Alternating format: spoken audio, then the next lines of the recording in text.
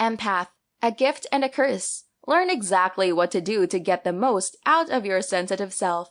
Stop feeling overwhelmed and learn to stay away from narcissists and toxic relationships. Written by Margaret Mann. Narrated by Darlene Coleman. Credits narrated by Nebrada. Introduction.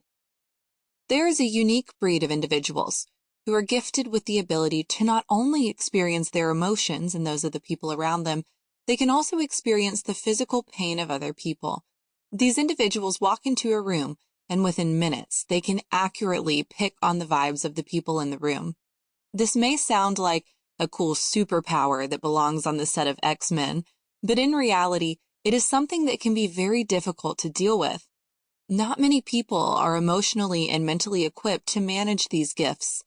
You may identify such persons as people who are overly sensitive. Psychology experts profile them as empaths, and their story is not always one of those happily ever after types.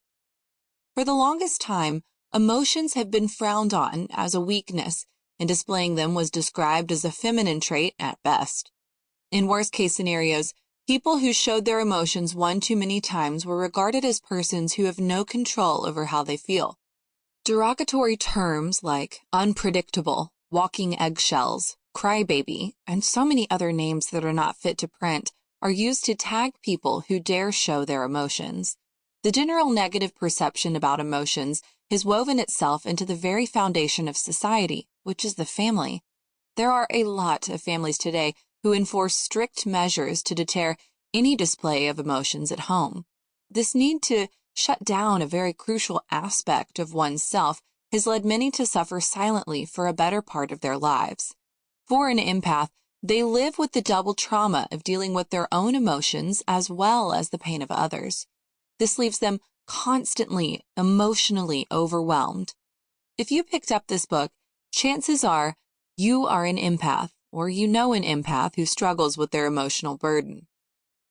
But what if I told you that those very emotions that you feel cripple you in your ability to thrive could be channeled into making you a better version of yourself, and in so doing, you can enrich your life? Sounds too good to be true, right? Well, there is one truth that many of us have heard, but don't really believe because they've been dumped in the same category as those ineffective life cliches people dish out.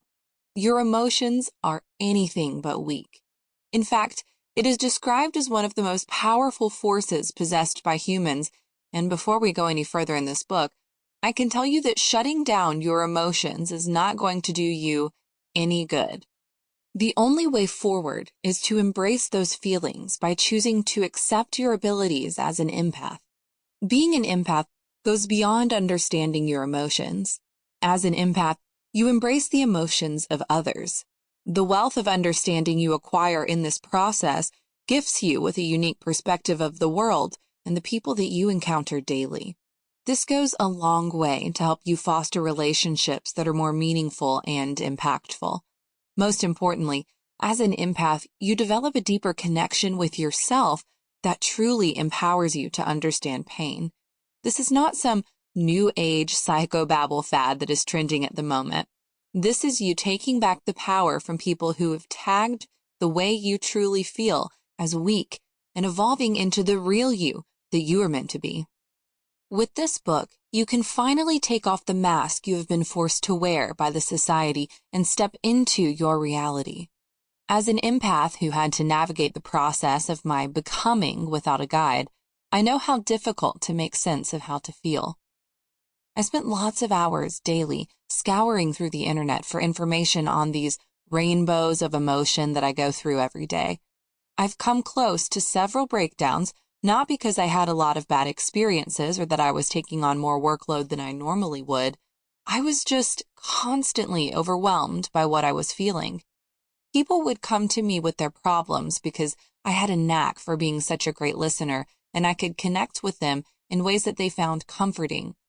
However, I also ended up having to deal with the emotional aftermath of their predicaments. I sought counseling, and for a while that helped me, but I still sought validation from the people I deal with on a day-to-day basis. I didn't want to crumble emotionally in front of them so that I could keep being Sample complete. Ready to continue?